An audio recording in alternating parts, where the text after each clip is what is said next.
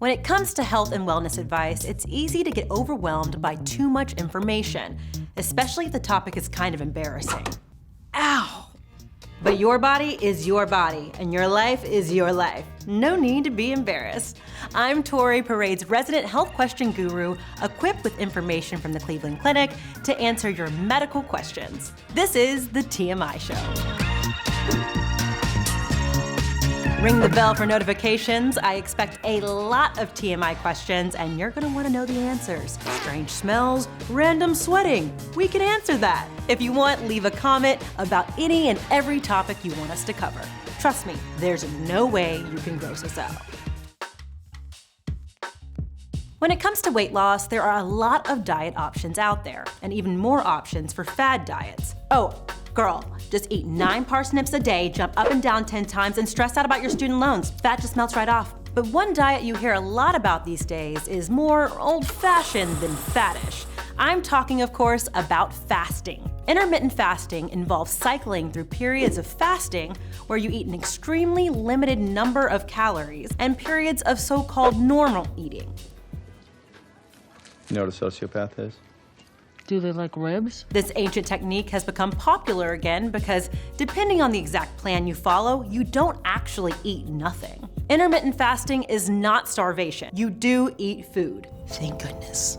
Now, there are some hardcore fasts that could involve not eating for up to 12 hours, but generally, intermittent fasting is all about cutting back hard on calories, but for short time periods. The idea is that as your body adjusts to these changes, your hunger and cravings subside over time. Plus, a recent study in the journal Cell Metabolism, what, you don't subscribe? Showed that intermittent fasting may decrease risk factors for diseases like diabetes, cardiovascular disease, and cancer. Now keep in mind, this is an adults-only diet, no kids allowed. You all know the rules. And if you have a history of disordered eating, this isn't for you either. And if you're pregnant, breastfeeding, recovering from surgery, at risk for hypoglycemia, take diabetes medication, or at risk for certain chronic diseases, IF is an NO. As with anything that involves science, I'm obliged to say that more investigation is still needed as far as long-term outcomes on this diet are concerned. And despite the reported positive payoffs of IF, there are a few annoying side effects too. Irritability, low energy, persistent hunger,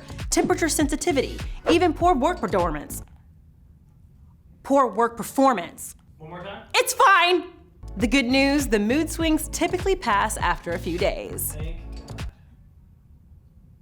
And if you eat healthy food throughout the process, plant-based, whole foods, both on fast days and on normal days, your body becomes conditioned to craving those foods. Hopefully you'll start to want pineapple instead of pie.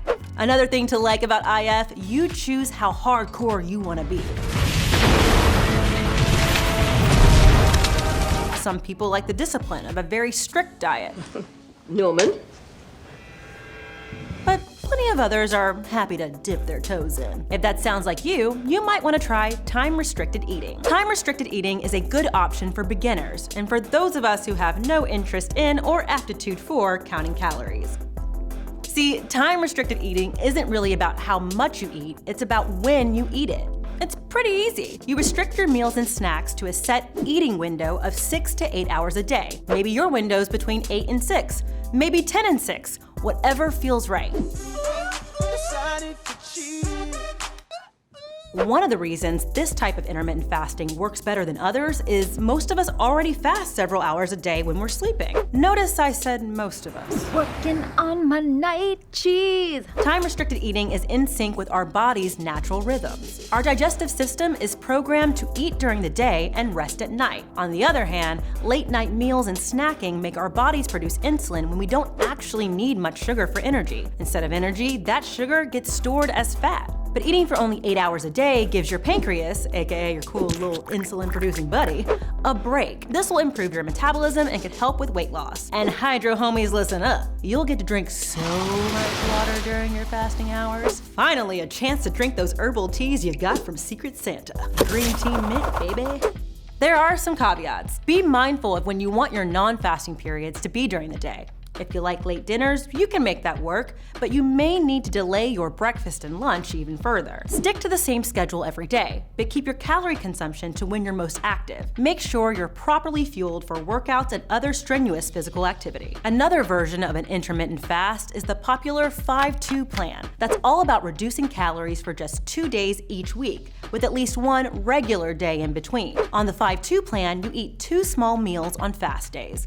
The first around 200 calories, the second around 300. Yep, just 500 calories for the whole day. That's like 2.5 Krispy Kremes. A third of my regular Chipotle order, approximately 50 potato chips. That's not a lot, but hey, it's a fast. This is what you signed up for. And on non-fast days, no junk food. Uh-oh. Stick to the good stuff. There are no calorie restrictions on regular days, but again, reasonable portions. If you want, you can get more hardcore from there. Maybe try alternating between 500 calorie days and normal days every other day. Or you could really take things to the next level with a 24-hour fast, also known as the Eat, Stop, Eat method. Most folks only do one 24-hour fast a week. From breakfast to breakfast or lunch to lunch. For obvious reasons, 24-hour fast, or God forbid longer, are not for people on meds for diabetes or high blood pressure. With a 24-hour fast, the side effects can go from simply annoying to extreme. Crushing fatigue, pounding headaches, irritability that is beyond, and of course, hunger. Now you think you know hangry? You don't know hangry if you've never gone without food for an entire day. I want to punch something. The bottom line, although the jury is still out and long-term effects are still being studied, it's crucial to eat a healthy, well-balanced diet no matter what kind of intermittent fasting you choose to experiment with. You can't gorge on junk food or gorge on anything for that matter on your normal days if you want to see results. If you'd like to talk to me about a TMI question, feel free to ask in the comments. And if you have a really TMI thing, make sure to send us a message instead. Thanks for watching.